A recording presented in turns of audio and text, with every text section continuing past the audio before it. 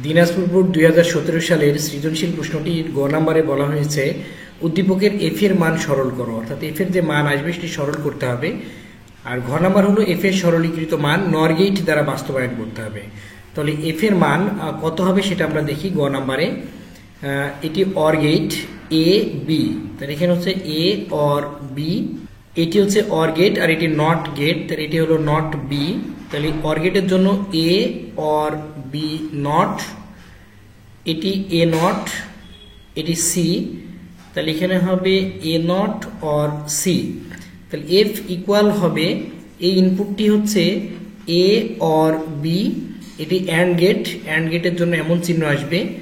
তারপর A or B not, A or B not and এই ইনপুটটি গেল। এখন এই ইনপুটের জন্য A not or C, A not or C, তাহলে এগুলো সবই অ্যান্ড অবস্থায় আছে, তাহলে এগুলো আমরা ব্র্যাকেট দিয়ে ঘিরে দিলাম। তো এইগুলো এখন গুণ করতে হবে। তাহলে এই মানটি আমরা এখানে তুলে নিই, এ অর বি,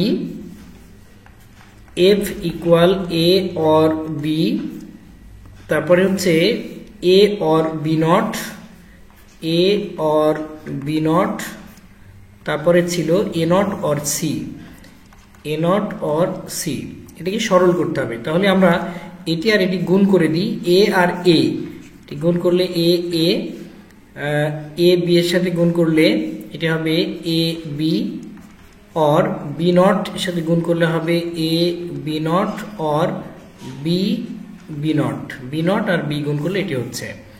তাহলে এই পাশে থাকলো এ নট অর সি, এটি থেকে গেল।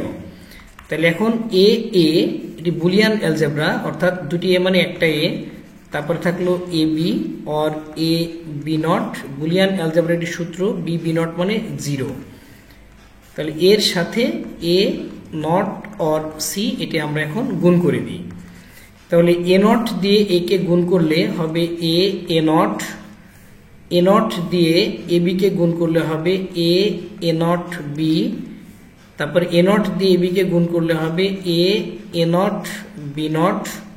এবার সি দিয়ে তিনটাকে গুণ করব, তাহলে A C or A B C or A B not C, A B not C.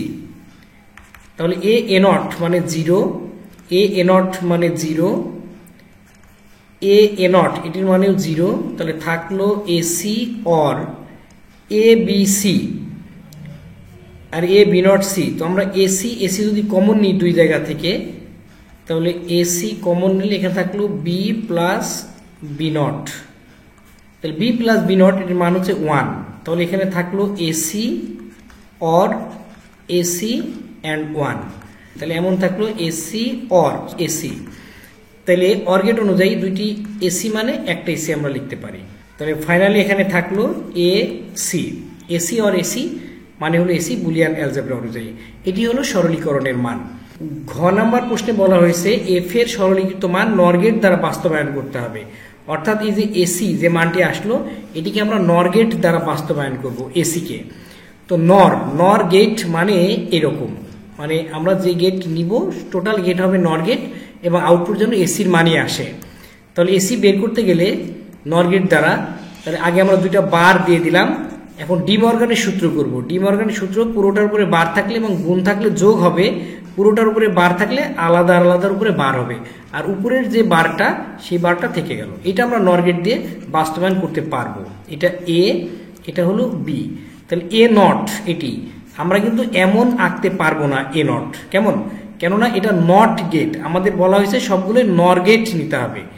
তাহলে এটি হবে এমন, এই যে এটি নর গেট, তাহলে এটি এ ইনপুট, এটাও এ ইনপুট, এ থেকেই আসছে, এ থেকেই আসছে। তাহলে এ অর এ, তারপরে বার দুইটা এ মানে একটা এ, তাহলে এই ইনপুটটি হলো এখন এ নট। তাহলে এখন বি নট নিব আমরা তেমনি করে, এটি হলো B not, B or B equal B not. এই দুইটাকে আমরা এখন একসাথে করে দেব একটা নর গেট দিয়ে, এটা হলো একটা নর গেট।